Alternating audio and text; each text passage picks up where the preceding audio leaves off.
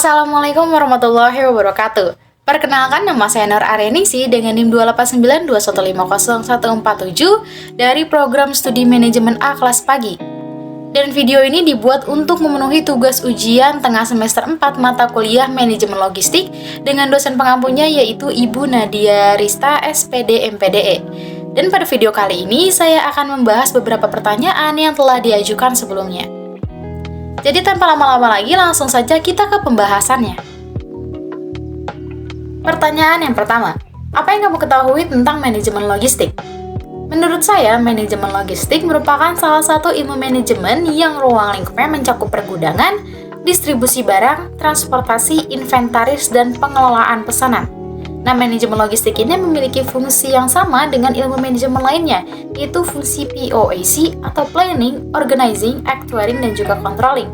Nah, yang membedakan dengan fungsi manajemen lainnya, yaitu fungsi manajemen logistik ini memiliki fungsi tambahan, yaitu fungsi pengadaan, penganggaran, pemeliharaan, dan juga fungsi penghapusan.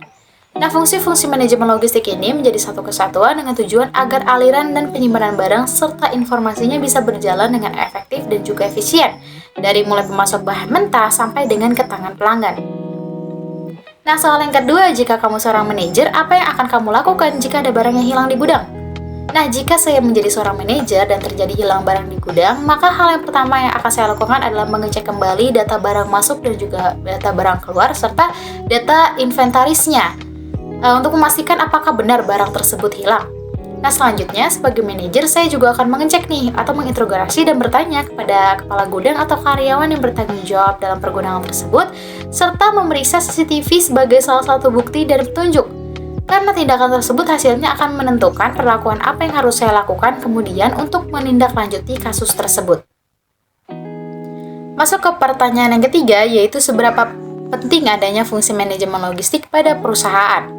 Menurut saya, keberadaan manajemen logistik pada perusahaan ini sangatlah penting mengingat fungsi-fungsi yang ada dalam manajemen logistik yang terdiri atas pengendalian, pengelolaan, perencanaan, pengadaan, dan lain-lainnya dapat membantu perusahaan dalam proses aliran dan penyimpanan barang termasuk informasi suatu barang tersebut dibuat, dipesan, sampai dengan pendistribusian ke tangan pelanggan atau konsumen. Hal ini ditujukan agar mencapai tingkat efektivitas dan efisiensi dalam pencapaian tujuan perusahaan. Salah satu tujuannya itu adalah kepuasan konsumen, terutama pada perusahaan yang bergerak di bidang pengiriman barang seperti perusahaan ekspedisi. Hal-hal yang mencakup pergudangan, distribusi barang, transportasi, inventaris, dan pengelolaan pesanan menjadi hal utama yang perlu diperhatikan.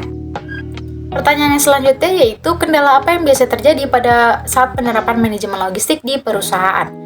Yang pertama ada kendala infrastruktur yang kurang memadai.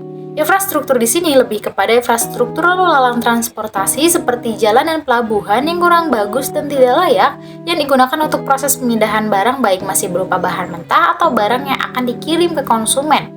Lalu yang kedua ada minimnya informasi dan komunikasi. Nah, minimnya informasi dan komunikasi ini sering terjadi pada perusahaan yang masih menerapkan sistem manual yang terkadang menimbulkan keterlambatan informasi dan terjadi miskomunikasi. Lalu yang ketiga ada biaya pengiriman. Kendala jenis ini biasanya terjadi ketika adanya pengiriman antar pulau yang dimana hal tersebut membutuhkan biaya yang tidaklah murah dalam pengirimannya karena menggunakan moda transportasi laut. Lalu yang keempat ada fasilitas perusahaan yang kurang memadai yang menjadi kendala bagi keefektifan dan keefisiensian manajemen logistik di dalamnya. Lalu yang kelima ada barang rusak di perjalanan. Nah, kendala ini akan menimbulkan kerugian baik bagi perusahaan dan juga pelanggan karena feedback buruk dari pelanggan akan menurunkan citra perusahaan. Lalu yang keenam ada ketersediaan cek resi. Nah, kendala ini biasanya terjadi karena nomor resi yang terkadang tidak terlacak oleh sistem.